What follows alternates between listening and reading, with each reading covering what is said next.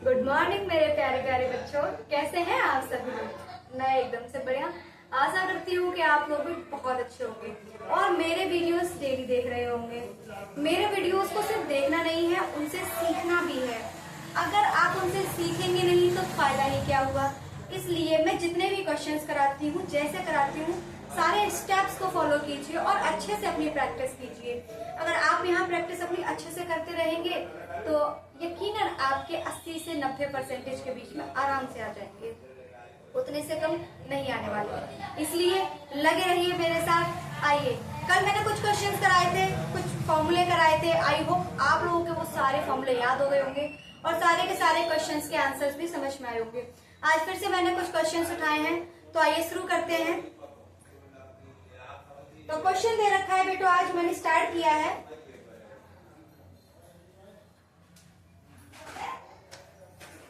चलिए, तो आज मैंने जो पहले स्टार्ट किया है क्वेश्चन वो है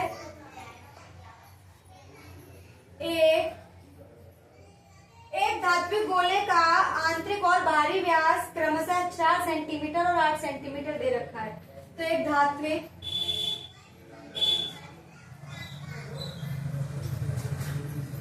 गोले का व्यास क्रमशः 4 सेंटीमीटर तथा 8 सेंटीमीटर दिया है। इसे पिघलाकर एक शंकु बनाया जाता है। इसे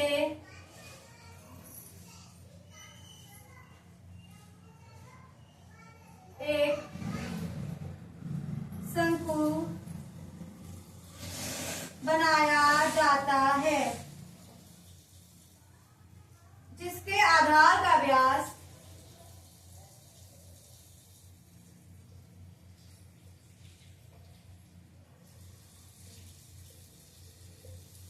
8 सेंटीमीटर है। इसकी ऊंचाई ज्ञात कीजिए।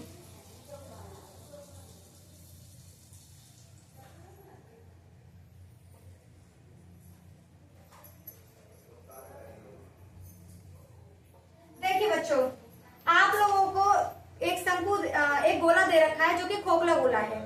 अब मैंने आप लोगों को कल गोले का आयतन भी बताया था, तो आप लोगों को आई होप आप लोगों को याद होगा कि मैंने गोले का आयतन क्या बताया था। तो सबसे पहले हमें दे रखा है एक धात्विक गोला जिसका हमें व्यास दे रखा है 4 सेंटीमीटर 8 सेंटीमीटर। अब हमें जो गोला दे रखा है उसको हमने पिघलाया और पिघला करके उसका एक शंकु बनाया। यानी कि हमें एक गोला दे रखा था कुछ ऐसा, लेकिन ये कैसा गोला है? खोखला गोला। यानी कि इसके बीच में क्या है? स्पेस है। और इसी गोले को हमने पिघलाया और इस गोले का हमने एक शंकु बना लिया इस तरीके से। शंकु आप लोग जानते होंगे, शंकु जो हम बर्थडे पर जो कैप लगाते हैं वो शंकु के आकार की होती है, या फिर मेहंदी लगाने वाली कोन भी शंकु के आकार की होती है। बच्चे आइसक्रीम खाते हैं, उसका शेप भी कैसा होता है? शंकु के आकार का होता है। तो हमने इसको पिघलाया और ये बना लिया। अब इसका हमें व्यास दे रखा है दोनों का, यानी कि अंदर वाली रेडियस जो है उसका व्यास भी दे रखा है और बाहर वाली रेडियस है उसका भी व्यास दे रखा है। अंदर वाली रेडियस 4 सेंटीमीटर है और बाहर वाली रेडियस कितनी है बेटा? 8 सेंटीमीटर। और हमें शंकु का भी व्यास दे रखा है, यानी कि जो टोटल व्यास दे रखा है, सॉरी इसमें व्यास दे रखा है, जो हमें टोटल व्यास दे रखा है वो दे रखा है हमें 8 सेंटीमीटर। अब हमारे पास हमने अंदर वाली जो रेडियस है उसको R1 मान लिया और बाहर वाली जो है उसे R2 मान लिया। तो मैं सबसे पहले गोले की त्रिज्या निकाल लेती हूँ।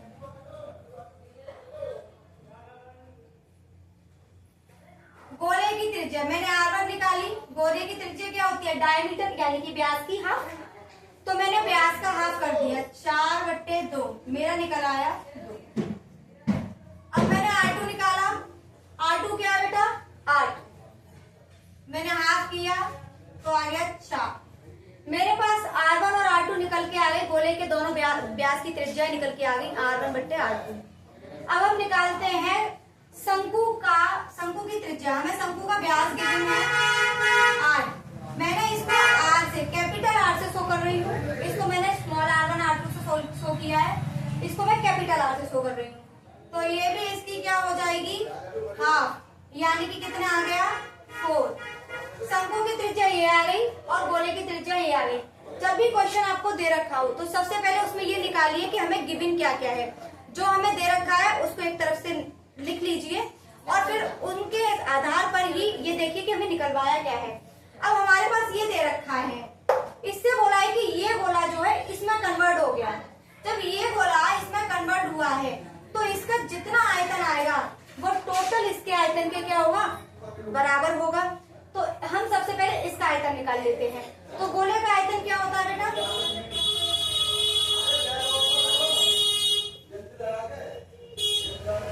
गोले का आयतन होता है 4/3 पाई r2 क्यूब माइनस का है r1 क्यूब।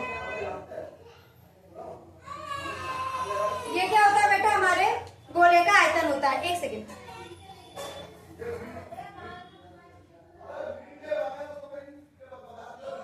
ये क्या है, हमारे गोले का आयतन है। अब हम इसमें r2 और r1 की वैल्यू हमारे पास है, इनको लगा करके हम गोले का आयतन निकाल लेंगे।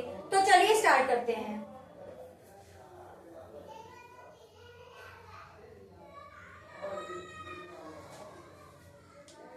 r1 क्या निकाला था बेटा हमने, r1 निकाला था हमने 2 और r2 निकाला था हमने 4।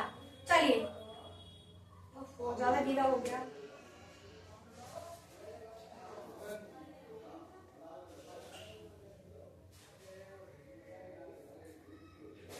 फॉर्मूले में पुट करते हैं।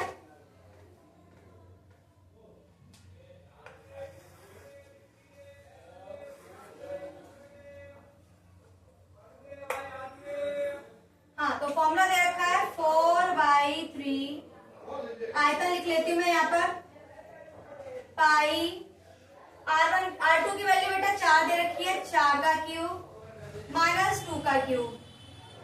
चलिए इसे सॉल्व कीजिए। 4/3 पाई, 4 का क्यूब कितना होता है, 4 का क्यूब होता है 64। अब देखिए कैसे निकालते हैं।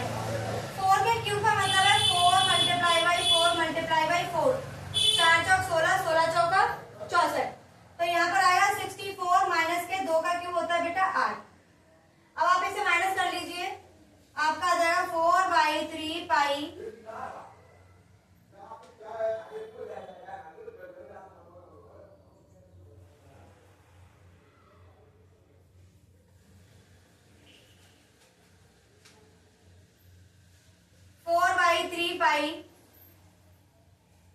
56।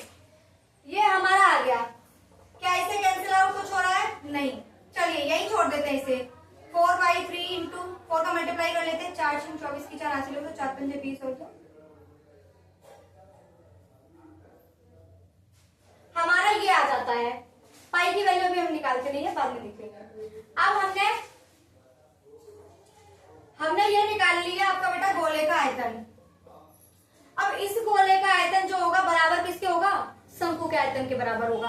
तो अब हम गोले का आयतन और शंकु का आयतन क्या कर देंगे, बराबर कर देंगे।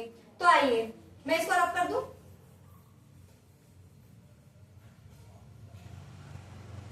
तो गोले का आयतन बराबर होगा शंकु के आयतन। तो गोले का आयतन हमने कितना निकाला, 224 पाई बट्टे 3, और इसका आयतन क्या होता है बेटा 1/3 पाई r स्क्वायर h। r हमें गिवन है और हमसे पूछा क्या है, h। हमसे h पूछा है शंकु का, हमें क्या निकालना है, h। आई होप आप लोगों को यहाँ तक समझ में आ रहा होगा। अब देखिए हमें h की वैल्यू फाइंड करनी, यानी कि हमें ये निकालना है। तो मैंने पाई से पाई पहले ही कैंसिल कर दिया। 2/4 बराबर 1/3। r की वैल्यू 4 दे रखी है, 4 का स्क्वायर इंटू h, 3 से 3 cancel. 2 2 4 is equal to 4 multiply by 4 multiply by h। 4 से काटिए, 4 पंजे 20 और 4 6 24। फिर से काटिए, 4 एकम 4, 4 चौक 16। हमारी जो हाइट आ गई वो कितनी आ गई, 14 सेंटीमीटर। h बराबर 14 सेंटीमीटर। आई होप आप लोगों को इसका आंसर समझ में आ गया होगा, क्वेश्चन भी समझ में आ गया होगा। अब हम करते हैं दूसरा क्वेश्चन। चलिए,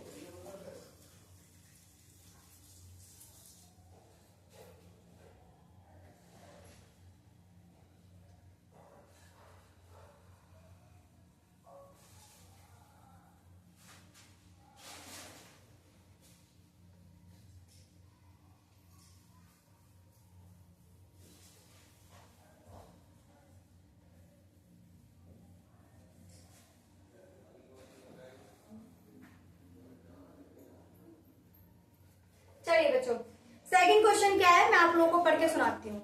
सेकंड क्वेश्चन दे रखा है कि हमें एक डायग्राम दे रखा है, उसमें हमें बताया गया है एक चाप दे रखा है, संकेंद्रीय वृत्तों का जो चाप है उसको सॉल्व करना है। चलिए मैं डायग्राम बनाती हूँ, उसके बाद में सॉल्व करते हैं।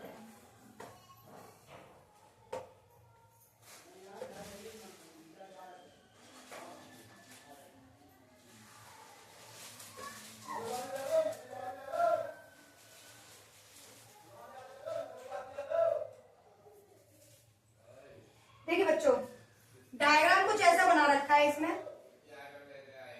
पहले मैं उतार देती क्वेश्चन। चित्र में दो संकेंद्रीय वृत्तों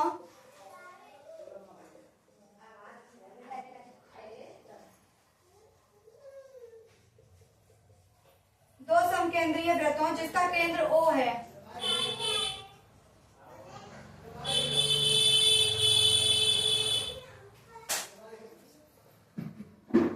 त्रिज्या 7 सेंटीमीटर तथा 3.5 सेंटीमीटर है।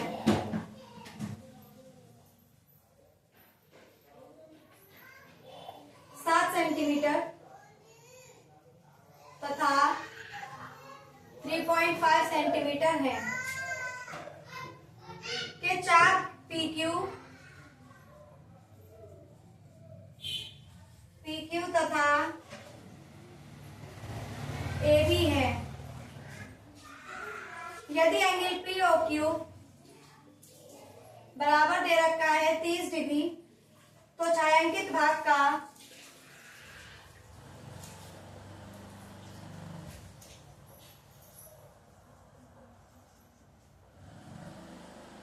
क्षेत्रफल ज्ञात कीजिए।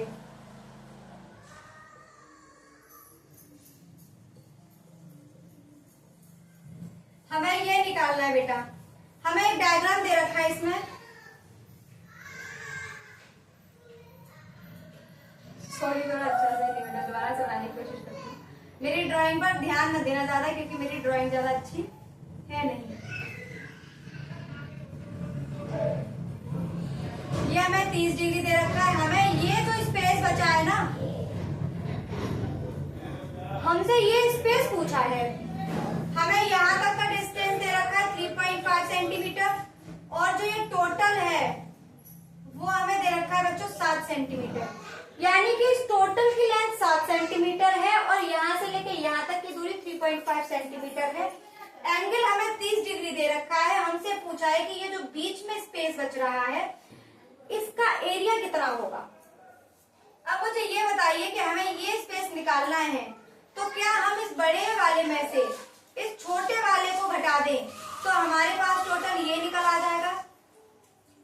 अगर हम बड़े वाले में से छोटा वाला घटाएंगे तो हमारे पास क्या निकल के आ जाएगा, ये निकल के आ जाएगा। अब मुझे आपको बताना है कि ये जो चाप है ये कहां से निकाला गया है। ये एक वृत्त से निकाला गया है। ऐसे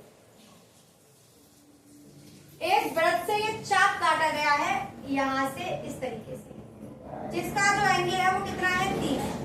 समकेंद्रीय बोला है उसने, समकेंद्रीय यानी कि दोनों ही चाप के जो केंद्र हैं वो क्या है, सेम है, एक ही केंद्र से निकाला गया है। आइए,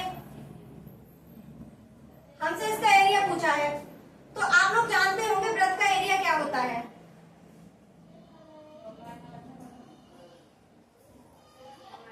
वृत्त का एरिया क्या होता है, वृत्त का एरिया होता है पाई are square.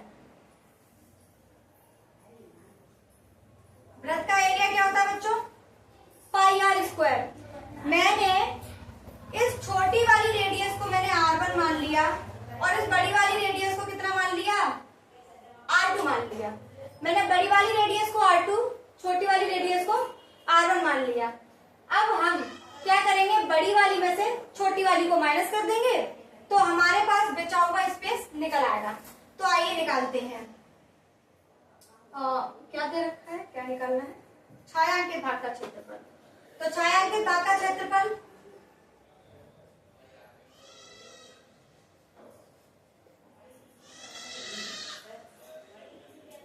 Pi R2 square, angle दे रखा है तो यहाँ पर हम थीटा भी लगाएंगे, अपॉन में 360। क्यों? क्योंकि हम टोटल एरिया में से निकालेंगे तो 360 का डिवाइड लगा देंगे। इस टोटल की वैल्यू कितनी होती है, एंगल 360 होता है। माइनस, थोड़ा छोटा कर लेती हूँ इसे, पाई R2 square theta over 360 minus के हैं पाई R1 स्क्वायर थीटा ओवर 360। हमने ये फॉर्मूला लगा दिया। 360 का डिवाइड क्यों दिया है? क्योंकि जो एक वृत्त होता है उसका जो पूरा एंगल होता है वो कितना होता है, 360। अब हमें गिवन है ओनली 30, तो हम इसमें से निकाल लेंगे, तो इसलिए हमने 360 का डिवाइड दिया है। चलिए लगा लीजिए। पाई R2 की वैल्यू 7 दे रखी है, थीटा की वैल्यू 30/360 माइनस पाई R1 की वैल्यू दे रखी है 3.5, थीटा की वैल्यू 30/360। मैं एक काम करती हूँ, इसमें से कुछ वैल्यूज है जो कॉमन ले लेते हैं। यहाँ से पाई 30, 360, ये वैल्यू दोनों में कॉमन है, मैं बाहर निकाल लूं। कॉमन का मतलब होता है जो चीज दोनों में मिलती है। बाहर निकाल लेते हैं। पाई बाहर निकाला, 30 बाहर निकाला, 360 बाहर निकाला। 7 का स्क्वायर कितना हो गया बच्चों, 49, और 3.5 का स्क्वायर, पहले इसे थोड़ा चेंज कर लेते हैं। 5 7 35, 5 दूनी 10।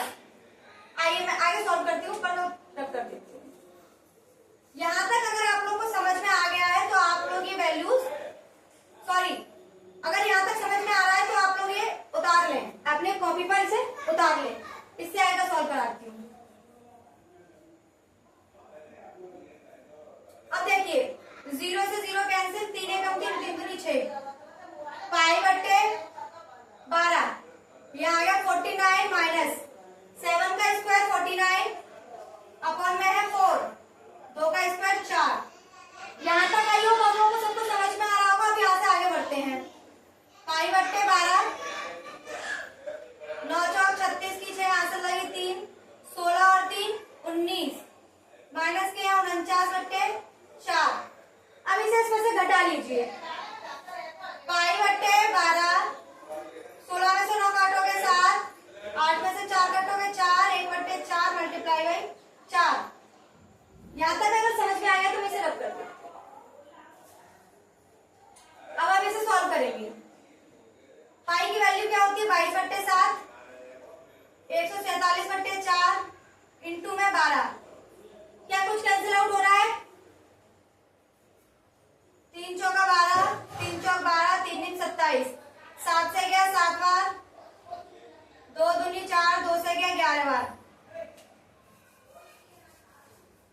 अब देखिए 11 7 77/4 दूनी 8, यानी कि इसका जो एरिया आ जाएगा वो आपका ये निकल कर आएगा। इसे और सॉल्व कर सकते हैं आप। 8 × 72,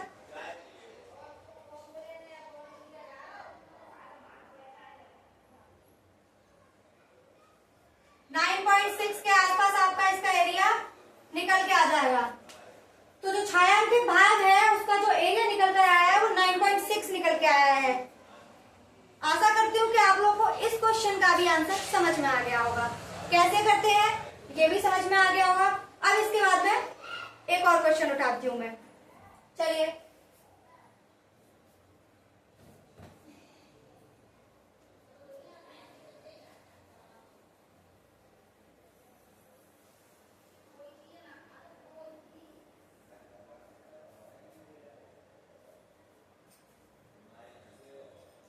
पहले आप लोग मुझे ये बताइए कि कल जो भी मैंने आपको फॉर्मूले याद करवाए थे, क्या आप लोगों ने वो फॉर्मूले याद कर लिए हैं?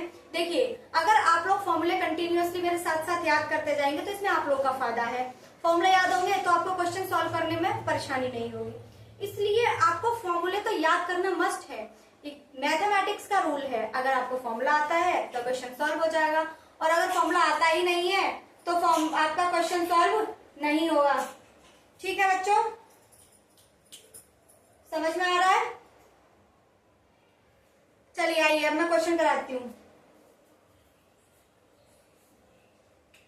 अब मैं आप लोगों को एक और क्वेश्चन कराती हूँ। क्वेश्चन नंबर उठाया है मैंने नहीं, नीचे डालो। देखिए क्वेश्चन लिखा है, एक मंदिर की ऊंचाई 15 मीटर है।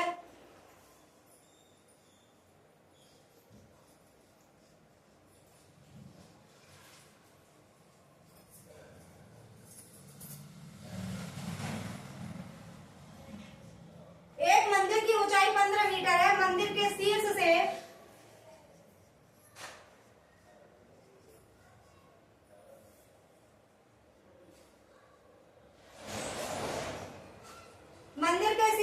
सड़क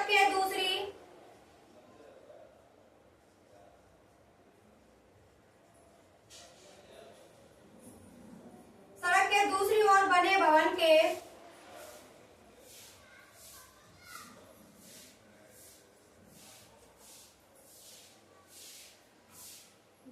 शीर्ष का उन्नयन कोण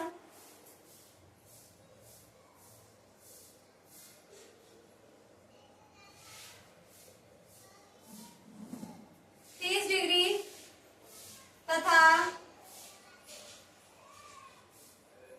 भवन के पाद का अवनमन कोण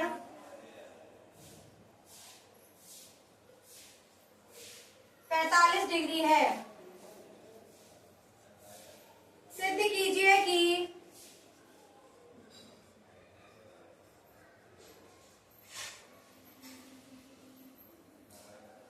भवन की ऊंचाई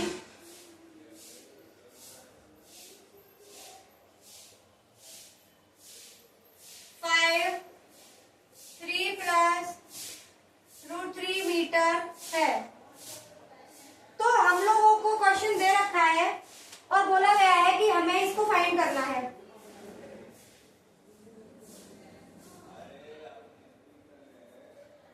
हमको क्वेश्चन दे रखा है कि एक मंदिर की ऊंचाई 15 मीटर है।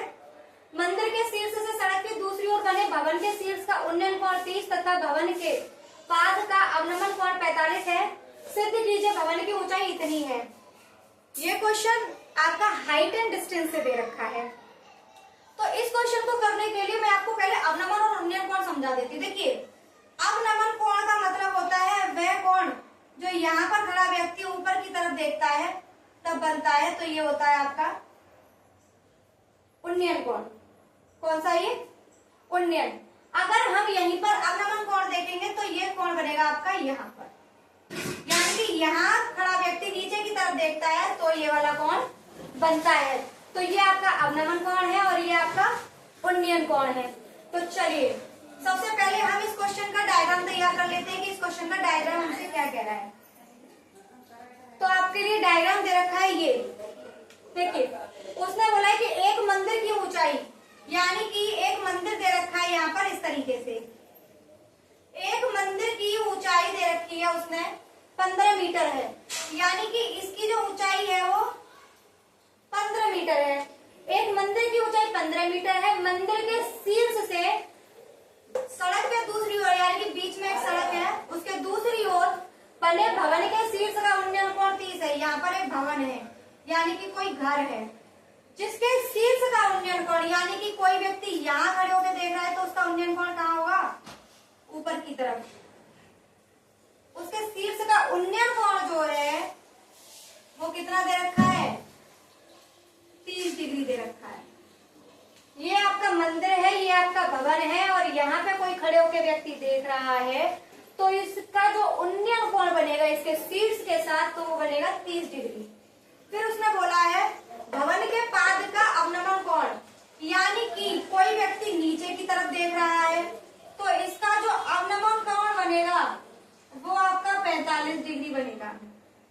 कितना बनेगा, 45 डिग्री बनेगा। सिद्ध कीजिए कि भवन की ऊंचाई 3 प्लस √3 मीटर है। हमें ये प्रूव करना है कि इसकी ऊंचाई कितनी है, किसकी, भवन की आपसे हाइट पूछी है। देखिए बच्चों, हम लोगों को इसकी हाइट तो दे रखी है, मान लो मैंने यहाँ पे ABCDE ये मान लिया। हमको यहाँ पर इसकी हाइट तो दे रखी है, लेकिन इसकी निकालनी है। मैंने इसकी हाइट टोटल h मान ली। मैंने भवन की हाइट टोटल कितनी मान ली, h। जब भवन की हाइट टोटल h है तो इसमें मंदिर की हाइट 15 है, तो इसका मतलब यहाँ तक की हाइट कितनी होगी भवन के लिए, 15। घर की हाइट भी उतनी होगी जितना वो दे रखा है। अब देखिए, अगर ये 15 है तो ये वाली हाइट कितनी होगी, इस टोटल में से 15 घटा देंगे तो कितनी निकल आएगी बेटा, इसकी हाइट निकल आएगी। हमने मान लिया इसको x है, इसकी ये x है और ये भी क्या हो जाएगा x। जब ये x है तो ये सड़क की डिस्टेंस तो बराबर ही होगी, यहाँ भी और वहां भी, तो ये भी x तो ये भी x। आइए सबसे पहले मैं इस वाले में लगाती हूँ EBC, तो दिया सबसे पहले लिख लेते हैं EC कोई भवन है, EC कोई मंदिर है, तथा AB कोई भवन है,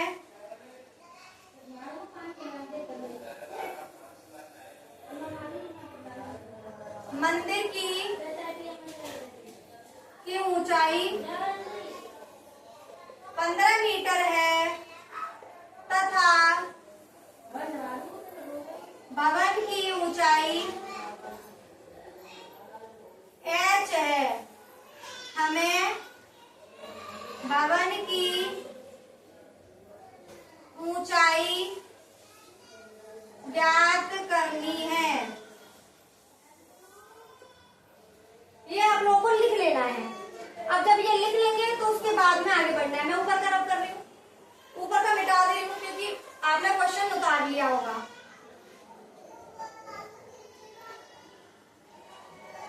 तो मैंने सबसे पहले इस वाले ट्रायंगल में लगाया। सबसे पहले मैंने ट्रायंगल लिया ECB में,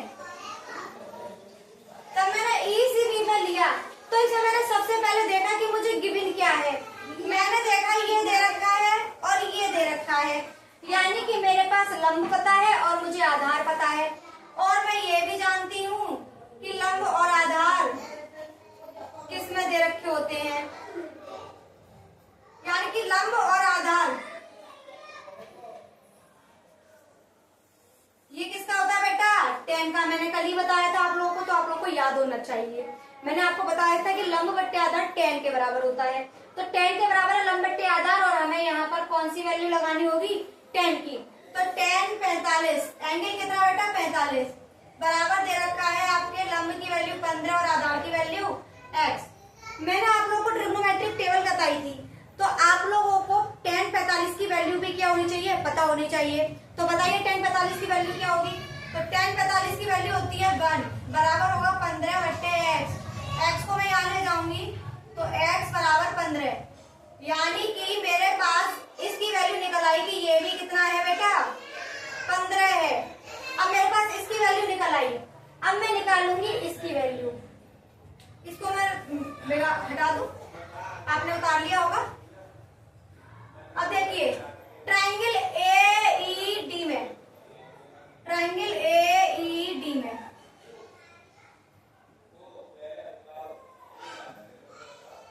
ट्रायंगल AED में आते हैं हम लोग।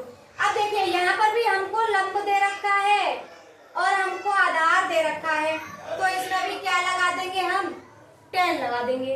लेकिन एंगल क्या हो जाएगा, चेंज हो जाएगा। यहाँ पर एंगल कितना बेटा 30, तो tan 30 बराबर हो जाएगा h माइनस 15 बट्टे 15, क्योंकि हमें x की वैल्यू क्या है पता चल गई है, तो हम x यहाँ पे क्या लगाएंगे 15। चलिए tan 30 की वैल्यू भी मैंने आप लोगों को बताई थी उस दिन, तो बताइए क्या होती है tan 30 की वैल्यू।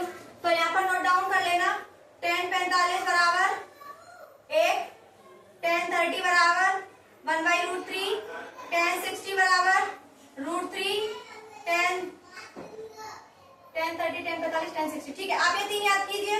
अब देखिए tan 30 की वैल्यू कितनी है बेटा 1/√3, अब यहाँ पे h माइनस के 15/15 क्या हम क्रॉस मल्टीप्लाई कर दें?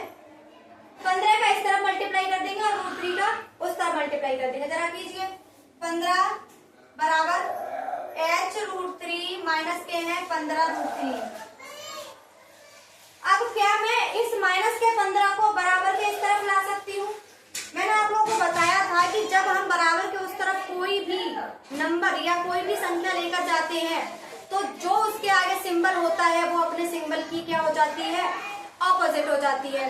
तो चलिए हम इसको इस तरफ लाएंगे, माइनस का तो इस तरह आकर किसका हो जाएगा? प्लस का। तो प्लस का 15 √3 बराबर h √3। यहाँ तक आप लोगों को समझ में आ गया होगा। मैं यहाँ बता देती हूँ, ये उतार लिया होगा आप लोगों ने।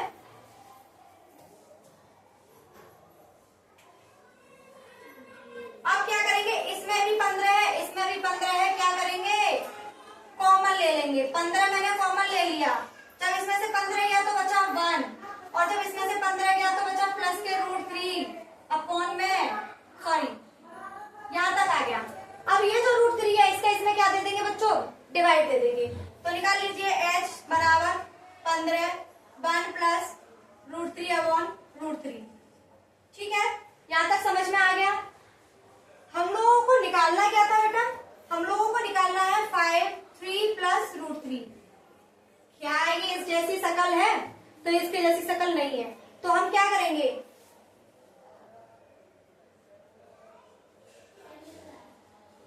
√3 का ऊपर मल्टीप्लाई और √3 का नीचे मल्टीप्लाई। किसी भी संख्या का ऊपर नीचे सेम संख्या से मल्टीप्लाई करें तो उसका प्रश्न पर कोई प्रभाव नहीं पड़ता है, क्योंकि हम √3 से √3 कैंसिल कर देंगे तो हमारा फिर से वही क्वेश्चन बन जाएगा। मैंने क्या किया? √3 और √3 कितना हो गया बेटा? 1 प्लस √3, ऐसा का ऐसा छोड़ देंगे। जब भी √3 और √3 का मल्टीप्लाई करते हैं तो ये दोनों एक में आ जाते हैं और ये पेयरिंग करके बाहर निकलता है 1। तो हमारा टोटल बन गया 3। जब भी दो रूट का मल्टीप्लाई होता है तो वो पूरी वैल्यू को बना के देता है। 3 से 5 को कैंसिल कीजिए, 3 5 जा 15। तो 5 यही रखेंगे, √3 का अंदर मल्टीप्लाई कीजिए। √3 का जब 1 के साथ करोगे तो √3 और 3 के साथ करोगे तो क्या बन जाएगा? 3। यानी कि हमारी हाइट ये आ गई और हमसे यही हाइट प्रूव करने के लिए कहा था।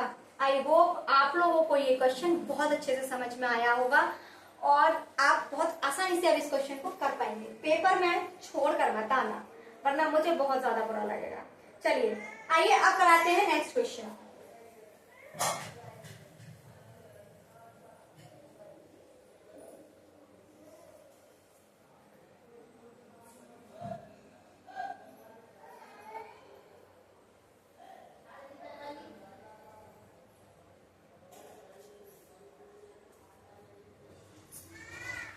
देखिए बच्चों, नेक्स्ट क्वेश्चन दे रखा है हमको, निर्देशांक ज्यामिति से एक क्वेश्चन उठाया है तो हम उसको सॉल्व करेंगे।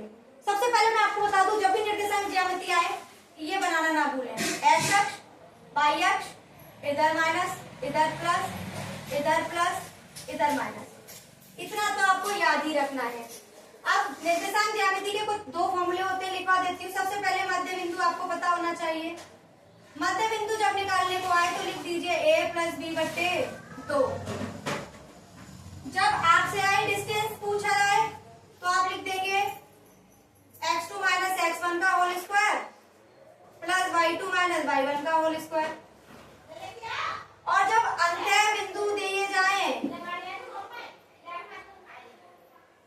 तो आपको क्या लिखना बेटा?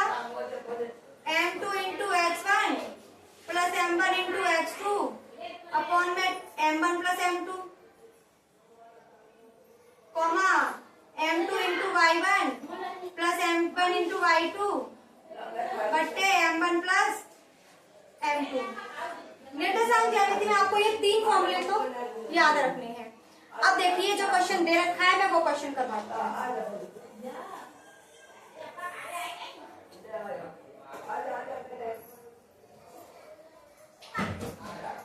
तो आपको क्वेश्चन दे रखा है ये, रैखिक युग्म समीकरणों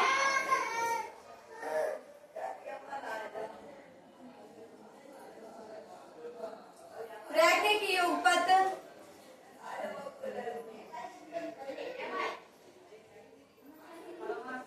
समीकरणों 4x माइनस 5y प्लस 60 बराबर 0 तथा 2x प्लस y बराबर 6 का ग्राफ खींचकर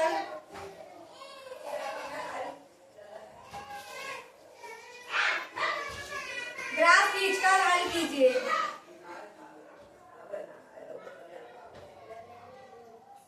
इन रेखाओं तथा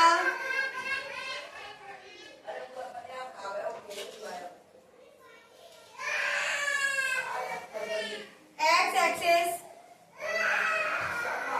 से बने ट्रायंगल के शीर्षों के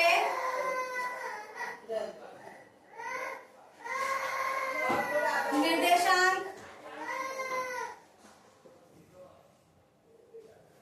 ज्ञात कीजिए। हमें इसके निर्देशांक क्या करने हैं बेटा? ज्ञात करने हैं। चलिए, हमें सबसे पहले क्या दे रखे हैं? दो इक्वेशन दे रखी है, 4x माइनस के 5y प्लस के है 16 बराबर 0, 2x प्लस के है y बराबर के 6। सबसे पहले हम किसी एक इक्वेशन को उठाएंगे और उसमें से हम सबसे पहले उसमें से x और y की वैल्यू फाइंड करेंगे, फिर हम दूसरी इक्वेशन उठाएंगे और उसमें से x और y की वैल्यू फाइंड करेंगे। तो चलिए स्टार्ट करते हैं। मैंने पहली इक्वेशन उठा ली। मैंने सबसे पहले इसमें y की जगह पर 0 पुट किया, पुट y बराबर 0। जब मैंने y की जगह पर 0 रखा तो x की जगह पे क्या आएगा? 4x माइनस के 0 प्लस के 16 बराबर 0। 4x अपनी जगह पे, 16 उस तरफ ले जाओगे माइनस के 16। 4 का लगा दीजिए डिवाइड, तो x बराबर आ गया माइनस के 4। यानी कि हमारे पास पॉइंट क्या आ गया बेटा? माइनस के 4,0। अब मैंने क्या किया? x की जगह पे 0 पुट किया, पुट x बराबर 0। जब हम x की जगह पे 0 लगाएंगे तो ये होगा 0 माइनस के 5y प्लस के है 16 बराबर 0। अब 5y को यही रखिए और माइनस के 16, माइनस से माइनस कैंसिल, यानी कि 16/5। तो हमारे पास पॉइंट आ रहे माइनस के 16/5। अब हमारे पास 2 पॉइंट आ चुके हैं। मैं यहाँ लिख देती हूँ पॉइंट एक साथ इकट्ठे करके। जो मेरे पास पहली इक्वेशन से निकले माइनस के 4,0, 0,16/5। अब हम दूसरी इक्वेशन से निकाल लेते हैं। दूसरी इक्वेशन क्या बेटा? 2x प्लस के है y बराबर 6। यहाँ पर भी सबसे पहले हम पुट y बराबर 0, y की जगह पर 0 रखते हैं। चलिए, y की जगह पर मैंने 0 रख दिया बराबर 6। अब हम क्या करेंगे? 2x बराबर 6, 2 से 6 कैंसिल 3 बार, यानी कि हमारे पास जो पॉइंट आ गया वो कितना आ गया? 3,0। मैंने यहाँ लिख लिया 3,0। अब मैं x की जगह पर 0 पुट करती हूँ, पुट x बराबर 0। मैंने x की जगह पर पुट किया 0, तो y बराबर कितना आ गया? 6। यानी कि हमारे पास जो पॉइंट निकल के आए 0,6। क्या आप लोगों को यहाँ तक समझ में आ चुका है? चलिए, अगर समझ में आ गया है तो इससे आगे बढ़ते हैं। अब जल्दी से ये जो हमें पॉइंट मिले हैं इनको हम नंबर लाइन पर, सॉरी एक्सेस पर दिखा देते हैं। तो हमारे पास ये हो गई y एक्सेस और ये हो गई हमारी x एक्सेस।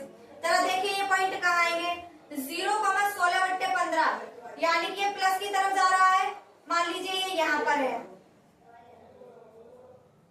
माइनस के 4,0 ये इस तरफ आ रहा है, मान लीजिए ये यहाँ पर है।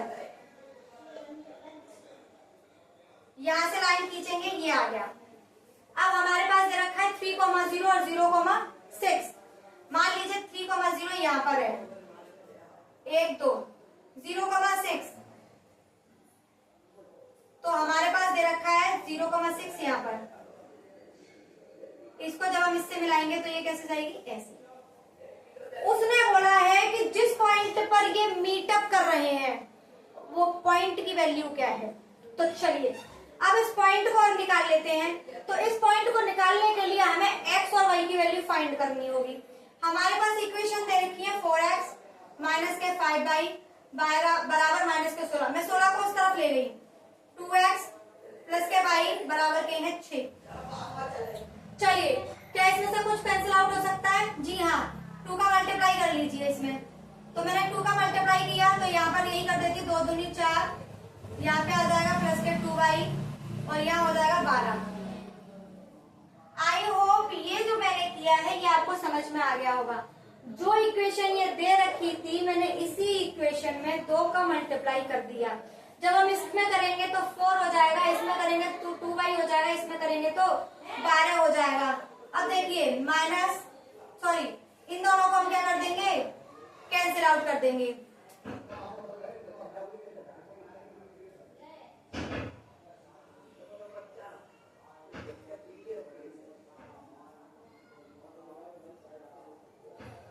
इन दोनों को जोड़ेंगे तो 7y और इन दोनों को जोड़ेंगे तो 28।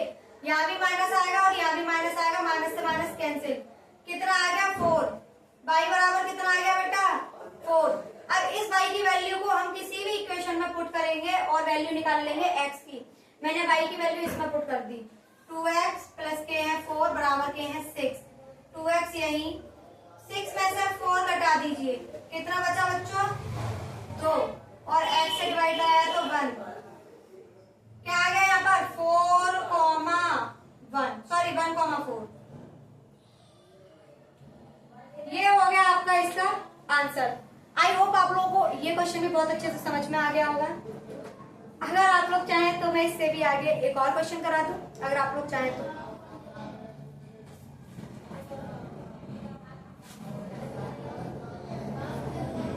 चलिए, आज हम यहीं पर समाप्त करते हैं। आई होप आप लोगों को ये सेशन भी बहुत पसंद आया होगा और इसी तरीके से आप लोग मेरा सहयोग करते रहिए। मैं आपके लिए रोज नए नए सेशंस लेकर आती रहूं। आज से मैं सोच रही हूँ कि साइंस का सेशन स्टार्ट करूंगी। साइंस में आप लोग मुझे बताइए कि previous year question paper start करूं या फिर मैं चैप्टर वाइज पढ़ा दूं। मेरा मन है कि मैं पहले चैप्टर वाइज पढ़ा देती हूँ, फिर चैप्टर से ही निकले हुए सारे प्रीवियस ईयर क्वेश्चन एक बार में करा दिया करूंगी। यानी कि जो चैप्टर पढ़ाया उससे रिलेटेड सारे प्रीवियस ईयर क्वेश्चन आपको बताती चली जाऊंगी, जिससे कि आप लोगों की तैयारी और बेहतर तरीके से हो सकेगी। आप लोग मुझे कमेंट बॉक्स में कमेंट करके बताएं कि मुझे क्या करना चाहिए। आपका बहुत बहुत शुक्रिया, बहुत बहुत धन्यवाद। Thank you.